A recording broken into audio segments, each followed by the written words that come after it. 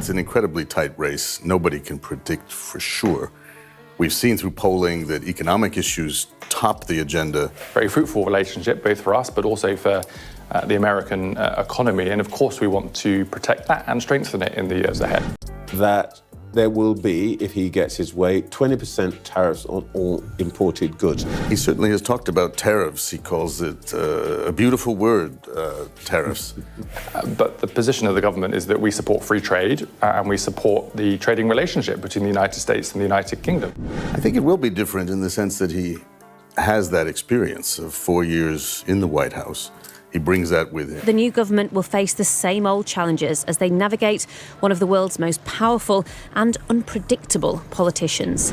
Trump's trade war could potentially cost Britain a staggering $22 billion.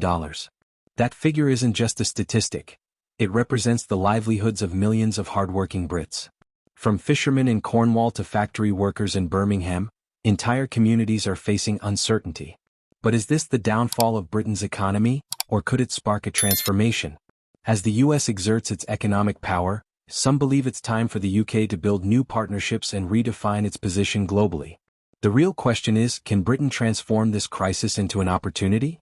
Let's talk about the numbers. The UK and US trade relationship has long been a cornerstone of Britain's economy. We're not discussing small amounts here. It's a massive $230 billion two-way trade partnership. It fuels countless British businesses, from small startups to industrial giants. Now, Trump's proposed 20% tariff threatens to turn this economic lifeline into a chokehold. Make no mistake, it's a tight race and no one can predict the outcome with certainty. Polls show that economic issues are topping the agenda. It's been a productive relationship for both the UK and the US, and it's one the British government is keen to protect and strengthen. But it's not just big companies that will feel the impact. Imagine fishing boats in Cornwall filled with the day's catch, suddenly losing access to their most profitable market. Or car factories in the Midlands, the pride of British manufacturing, facing the reality that their vehicles might become too expensive for American buyers.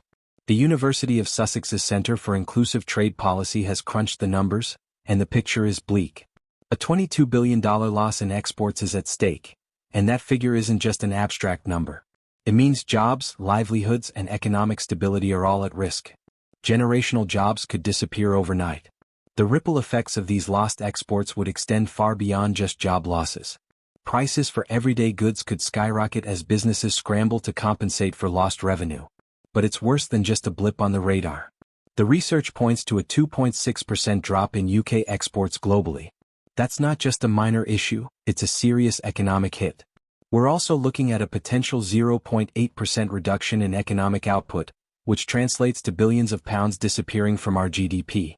Picture a post-Brexit Britain, dwarfed by the economic might of the US, trying to fend off a barrage of tariffs. It seems like an uphill battle. But before we dismiss the UK's prospects, let's explore the options it has at hand. The new government faces a familiar set of challenges as they navigate the unpredictable dynamics of one of the world's most powerful politicians. The UK government isn't staying passive in the face of this threat. Business and Trade Secretary Jonathan Reynolds has openly acknowledged that Britain's vulnerability to these tariffs is higher than that of similar countries. It's a sobering reality but also a rallying cry. The government is preparing for various outcomes, with Chief Secretary to the Treasury Darren Jones signaling their readiness to adapt to the new US administration's moves. But in this modern trade war, what can the UK really do against such a powerful opponent? Chancellor Rachel Reeves and Bank of England Governor Andrew Bailey are doubling down on the importance of adapting to the changing landscape. Trump's trade war is taking a bold stance, but will it be enough to influence an administration known for its America First policies? The UK isn't relying on a single plan. There's talk of negotiating a side deal with Trump to ease the impact of these tariffs. It's a risky gamble, but sometimes desperate times call for bold moves. History has shown that smaller nations can sometimes surprise the big players in trade disputes. The UK could potentially join forces with European allies to stand united against US tariffs. Imagine a coalition of nations, shoulder to shoulder, reminding the US that American exporters would also feel the squeeze of such policies. This strategy could shift the balance, turning a David versus Goliath battle into a more even contest. What if the UK decided to play by Trump's rules? Professor David Castellani from Henley Business School suggests that UK companies might consider relocating production to the US to benefit from lower corporate taxes. If Trump gets his way, there will be 20% tariffs on all imported goods, and it's tempting to consider such a move, especially with the promise of further tax cuts. But let's not overlook the risks. Relocation costs and job losses back home could create public backlash against any government promoting such actions. Despite the looming threat of tariffs, it's not all doom and gloom. The UK government is eyeing growth opportunities in sectors like technology and research. And interestingly, certain UK industries like textiles and clothing could actually benefit from reduced competition if Chinese exports are hit with higher tariffs. This goes to show that in the complex game of international trade, one nation's loss can be another's gain.